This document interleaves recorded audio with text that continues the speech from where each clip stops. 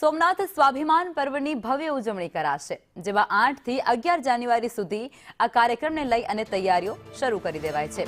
સદભાવના ગ્રાઉન્ડમાં પીએમ મોદીની જંગી જાહેર સભા પણ યોજાશે। 3500 જેટલા પોલીસ જવાનો સાથે લોખંડની સુરક્ષા બંદોબસ્ત પણ તૈનાત કરવામાં આવશે। પીએમ સોમનાથના ઇતિહાસમાં પહેલીવાર રોડ શો કરશે।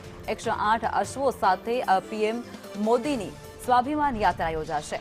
10 જાન્યુઆરીની સાંજે પીએમ મોદી સોમનાથ ખાતે પહોંચશે। સોમનાથ મંદિર ટ્રસ્ટ મંડળની મહત્વપૂર્ણ બેઠક યોજશે, ત્યારે સોમનાથ મંદિર કોરિડોર પ્રોજેક્ટ પર પણ મોટો નિર્ણય શક્ય બની શકે।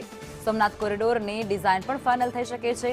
11 જાન્યુઆરીએ વહેલી સવારે સોમનાથ મહાદેવ મંદિર દર્શન કરશે, સાથે જળાભિષેક અને ધ્વજા પૂજા સાથે સોમેશ્વર મહાપૂજા પણ વડાપ્રધાન કરવાના છે। 10 જાન્યુઆરીએ સોમનાથમાં વડાપ્રધાન આગમન કરવાના છે। ફરી એકવાર તેઓ ગુજરાતના પ્રવાસે। તારીખ 10 અને 11 પ્રધાનમંત્રી નરેન્દ્રભાઈ મોદી સોમનાથ ખાતે પધારી રહ્યા છે અને સોમનાથ ખાતે ઐતિહાસિક કાર્યક્રમ પણ યોજાઈ રહ્યો છે।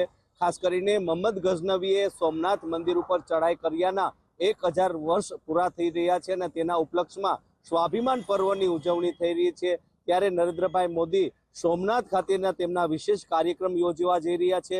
સોમનાથ ખાતે જંગી જાહેર સભાને પણ નરેન્દ્રભાઈ મોદી સંબોધન કરશે। આપ જોઈ શકો છો તે પ્રમાણે આ સભા સ્થળના જે કાર્યક્રમ માટેના ડોમ તૈયાર થઈ રહ્યા છે, તડામાર તૈયારીઓ ચાલી રહી છે। જે પ્રમાણે પ્રાથમિક વિગત મળી રહી છે તે મુજબ 1 લાખથી વધુ જનમેદનીને નરેન્દ્રભાઈ મોદી સંબોધી શકે છે। અહીં સોમનાથના ઇતિહાસમાં કહી શકાય તો પ્રથમવાર જે 2 કિલોમીટરનો લાંબો રોડ શો નરેન્દ્રભાઈ મોદીનો યોજાશે અને જેમાં આકર્ષણનું કેન્દ્ર હશે 108 અશ્વ।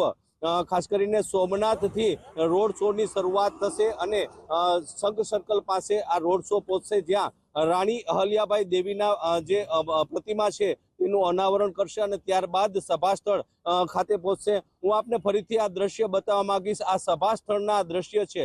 મહત્વની વાત છે કે 2012માં જ્યારે પ્રધાનમંત્રી ગુજરાત રાજ્યના મુખ્યમંત્રી હતા નરેન્દ્રભાઈ મોદી, ત્યારે સદભાવના ઉપવાસ આ જ ગ્રાઉન્ડમાં કરેલું હતું અને ત્યારથી જ આ સદભાવના ગ્રાઉન્ડ તરીકે વિખ્યાત છે આ ગ્રાઉન્ડ। અને આ સદભાવના ગ્રાઉન્ડમાં જ તારીખ 11ના નરેન્દ્રભાઈ મોદી છે તે જંગી જાહેર સભાને સંબોધન કરશે અને જાહેર સભા સહિતના કાર્યક્રમોને લઈ તડામાર તૈયારીઓ પણ ચાલી રહી છે। આજે જે ગુજરાત પ્રદેશ પ્રમુખ જગદીશ વિશ્વકર્મા પણ સોમનાથ ખાતે આવી પહોંચ્યા છે। ભાજપના કાર્યકરો આગેવાનો પણ નરેન્દ્રભાઈ મોદીના કાર્યક્રમને લઈને તડામાર તૈયારીઓમાં લાગી ગયા છે। એટલે કહી શકાય કે 11 જાન્યુઆરી સોમનાથ ખાતે અભૂતપૂર્વ અને ઐતિહાસિક કાર્યક્રમ યોજાશે। રાકેશ આહિર, સંદેશ ન્યૂઝ, ગીર સોમનાથ।